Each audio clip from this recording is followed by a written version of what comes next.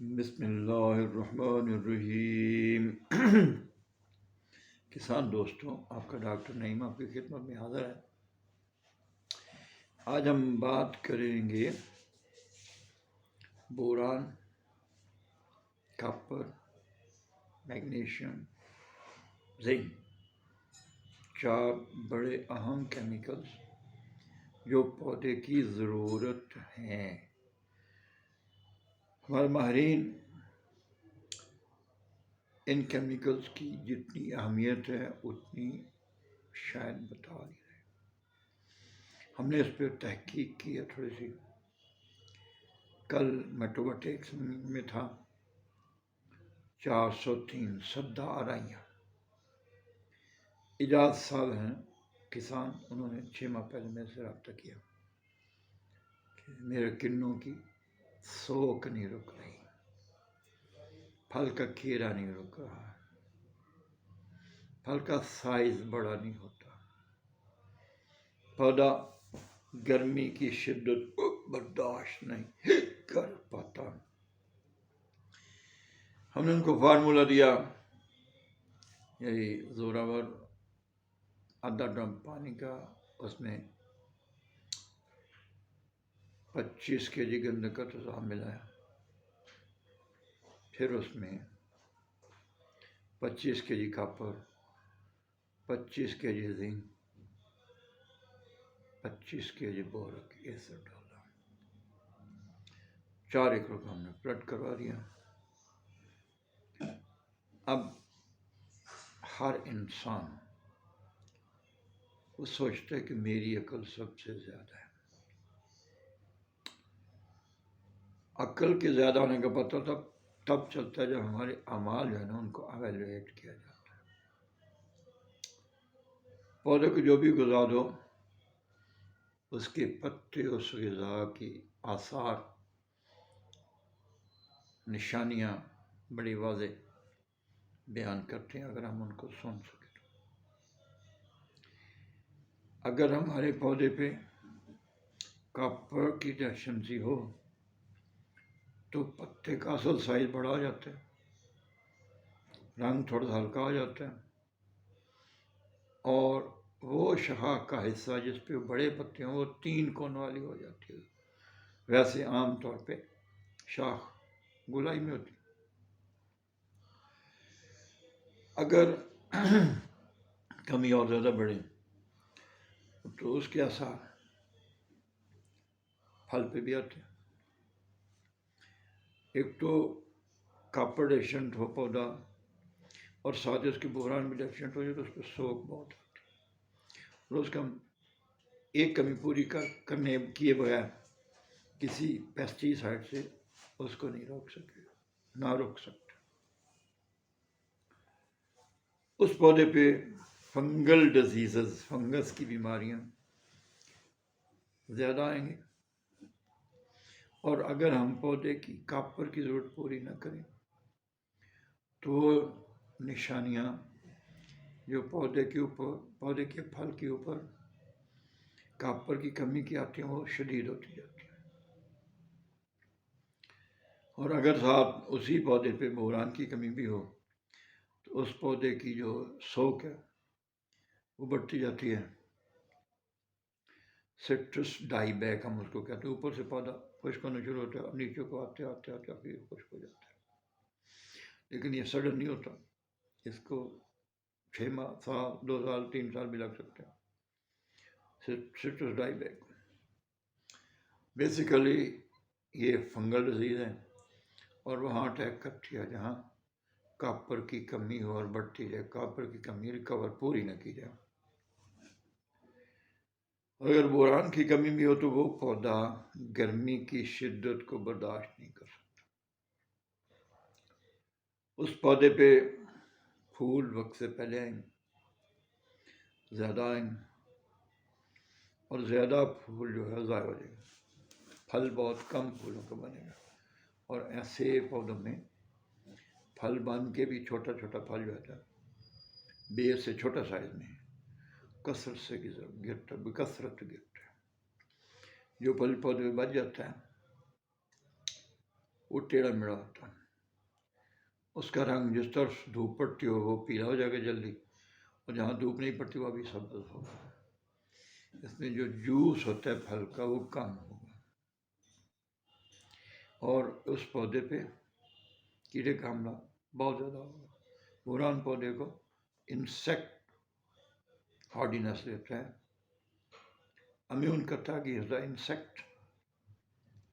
اگر ہم اس کی مقدار بڑھاتے جائیں تو پودے پہ اس کے منفی اثرات ہو سکتے ہیں۔ پودا بڑھوتری رک جائے گا، اوپر والے پتے پیلے ہو جائیں گے، شدید گرمی میں شدید سردی میں چوٹی والے پتے پیلے ہو جائیں گے۔ اگر ہم بوران کے ساتھ تناسب سے نائٹروجن بھی بڑھاتے جائیں تو پھر پودے پہ بوران کی زیادتی کے منفی اثرات نہیں ہوئے۔ پچھلی ویلاگ میں ہم نے آپ کو ایک پپیتے کا باغ دکھایا تھا، اس میں ہم نے 75 kg پر ایکڑ تک بورک ایسڈ ڈال دیا، لیکن ابھی بھی پودے پہ بوران کی کمی کی علامات تھیں، لیکن بہت کم ہوگی۔ پھول بہت کم گرے گا، چھوٹا پھل بہت کم گرے گا، بڑا پھل خوبصورت اور شکل میں خوبصورت ہوگا۔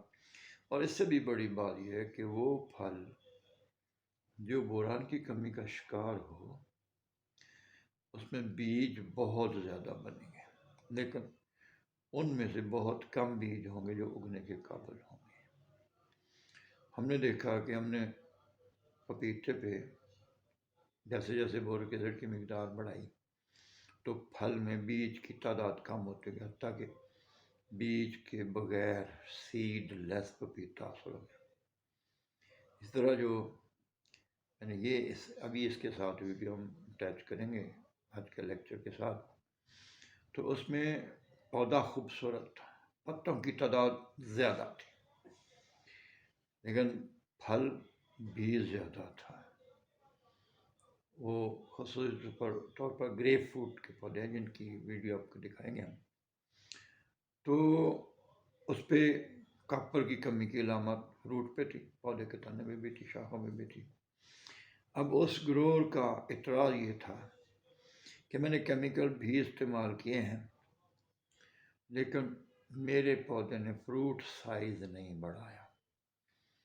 دو باتیں ہیں، اگر فروٹ کی تعداد ہر پودے پہ زیادہ ہو جائے، جتنی زیادہ ہوتی جائے گی، اور اس پودے کو اس فروٹ کو پالنے کے لیے غذا پوری نہ ہو تو وہ سائز چھوٹا ہی رہے گا، اور اس پہ گرمی کے اثرات بھی منفی اثرات زیادہ ہوں گے۔ لیکن یہاں میں نے دیکھا کہ فروٹ کی تعداد بہت تھی، پودے کی استطاع سے بھی زیادہ، اور جو فروٹ کا سائز تھا عام گریپ فروٹ کے سائز سے بہت بڑا تو نہیں تھا لیکن بڑا تھا۔ اب ہم نے اس کو 2-3 دفعہ ریکمینڈ کیا، بھائی یہ کیمیکل دوبارہ دو، جب فروٹ پروسیس میں فروٹ بڑا ہو رہا ہے۔ تو اس نے سپرے کر دیا اس کیمیکل کے، لیکن تھرو روٹ دوبارہ نہیں دیا۔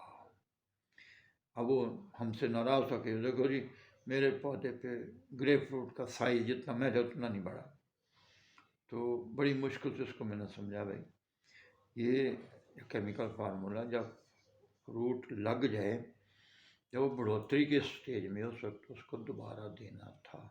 تو آپ نے صرف سپرے پہ اکتفا کیا، تو کسی بندے کو مالش کرتے جاؤ لیکن اس کا پیٹ خالی ہو تو اس بندے کا شاید جلد تو اتر جائے مالش کر کر کے، لیکن اس کو افاقہ شاید ہی ہو، اور میرے راہ میں نہیں ہوتا۔ تو ساتھ ہی اگر کاپر سلفیٹ بھی ڈیفیشینٹ ہو تو کاپر سلفیٹ، کاپر خصوصی طور پر فروٹ کے اندر کاربوہائیڈریٹس کلیکٹ کرتا ہے۔ کاربوہائیڈریٹ شوگر کو کہتے ہیں، چینی کو، مٹھاس کو کہتے ہیں۔ تو اتنا اس فروٹ میں رس بھی تھوڑا ہوگا اور مٹھاس بھی کم ہوگی، لیکن یہ جو فروٹ جس کے ہم آپ کو ویڈیو اس کی مٹھاس بھی ٹھیک ہے اور جوس کی مقدار بھی ٹھیک ہے۔ اگر وہ دوبارہ اس کیمیکل کو ایڈ کرتا تو یقیناً اس کا فروٹ کا سائز بھی بڑھتا اور ٹیسٹ اور جوس کا کوانٹٹی اور فروٹ سائز بھی بڑھتا۔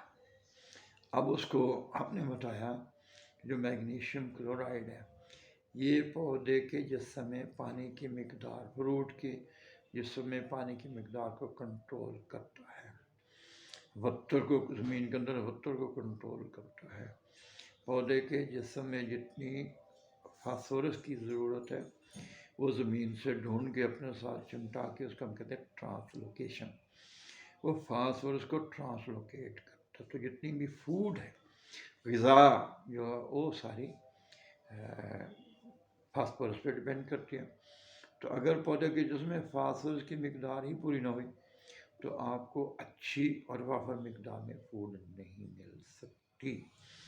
تو وہ رقبہ جو ہے جہاں وہ باغ لگا ہوا وہ سیلائن سوڈک سائل، پانی کی کمی ہے، اور اوپر سے وہ ذاتی تجربات، ہم نے اس کو جو چیز بتائی ہے اس کو کنورٹ کر کے کسی اور شکل، کسی اور طریقے سے مقدار کم کر کے، تو پھر کہتے ہیں کہ ہم نے دیکھو جی کتنا بڑا کام کر لیا۔ لیکن جتنی ضرورت ہو پودے کی، جس غذا کی، اگر وہ پوری نہیں ہوتی تو وہ رزلٹ پازیٹیو نہیں ہو سکتا۔ اسی طرح جو زنک سلفیٹ ہے، یہ جو پودے کے جسم میں غذا بنتی فوٹو سنتھیسس کے ذریعے، اس کو ہم کہتے ہیں فوٹو سنتھیٹس، یہ جو پودے کی لکڑی کے اوپر چھال ہوتی ہے، کھال ہوتی ہے اس کے ذریعے، اس میں باریک باریک مسام، ان کو ہم کیمبیم لیئر کہتے ہیں، ان کے ذریعے واپس جڑوں تک جاتی ہے، پتا تیار کرتا ہے۔ کچھ فروٹ میں گئی، کچھ پتے میں رہے گی، کچھ شاخوں میں چلے گئی، تانے میں چلے گی ساری۔ لیکن اس کی غذا جو ہے پودے کے جسم کی، اگر گاڑی ہو جائے تو وہ جو کیمبیم لیئر کی چینلز ہیں، نالیاں ہیں، مسام ہیں، ان کے ذریعے وہ ڈاؤن ورڈ ٹریول نہیں کر سکتی، اور کہیں نہ کہیں سے وہ نالیاں پھٹ جاتی ہیں کہ نالیوں کے پڑنے سے جو فوٹوسنتھیسس ہے وہ لیکوڈ شکل میں ہوتے ہیں، اس زخم سے باہر نکلنا شروع ہو جاتے ہیں، اور ہوا لگنے سے وہ گاڑے ہو کے سوکھ جاتے ہیں، اس کو ہم گوند کہتے ہیں۔ تو انگریزی میں ہم گم کہتے ہیں اس کو، اس بیماری کو گموسس کہتے ہیں۔ یہاں میں بھی ہے، کنو، موسمی، مالٹا، ریبر سب میں ہے، امرود میں بھی ہے۔ تو وہ جو گموسس ہے وہ اس کے ابھی چھوٹے چھوٹے پودوں پہ، جو ابھی شاید 2 سال کے تھے، ان پہ بھی شروع تھا، بڑوں پہ بھی تھا۔ چھوٹے پودوں کا بھی انہوں نے میگنیشیم نہیں ڈالا تھا، میگنیشیم کلورائڈ، بڑے کو ہم نے ڈالا تھا، وہاں گموسس آلموسٹ رک چکی تھی۔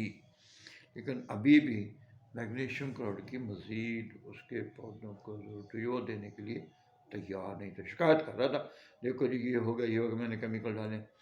تو میں نے اس کو سمجھانے کو، جی بھائی یہ تیرے پودے ہیں، یہ تیری کمائی ہے، یہ تیری انویسٹمنٹ ہے، اس کو بچانا ہے تو یہ chemical boric acid, copper sulphate, zinc sulphate, magnesium آپ کو ایڈیشنل دینا پڑے گا یوریا کی موجودگی میں۔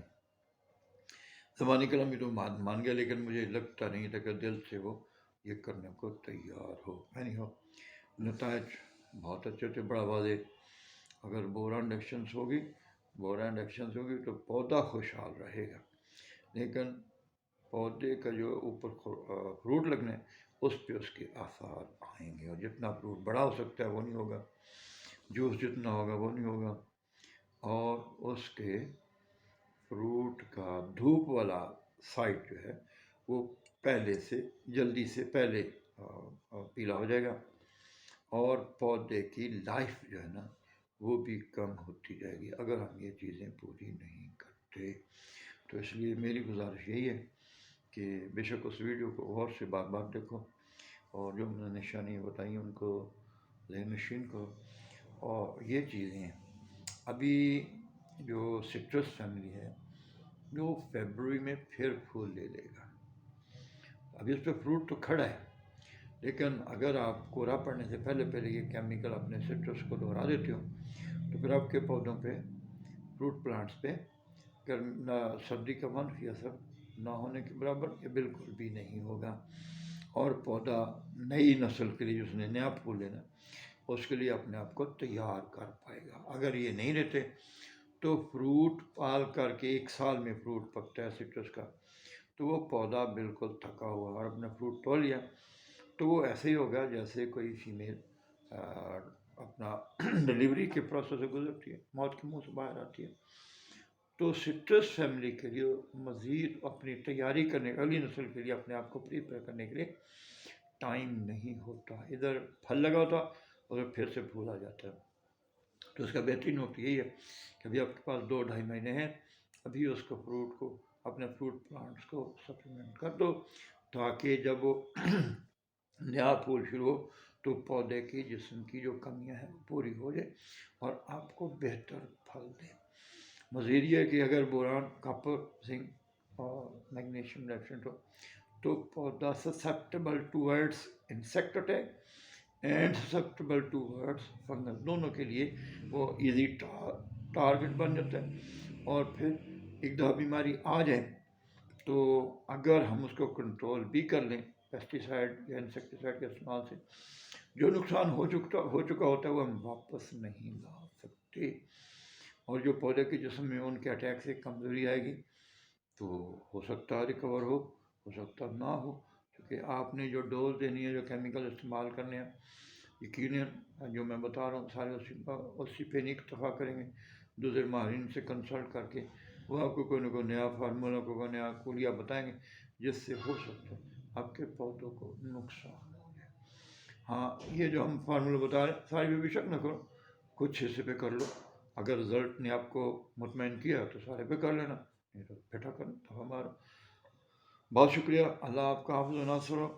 آپ پر مجھے اللہ نیکی کی لمبی عمر دے. آمین ثم آمین. کامیابی دے. السلام علیکم ورحمۃ اللہ وبرکاتہ.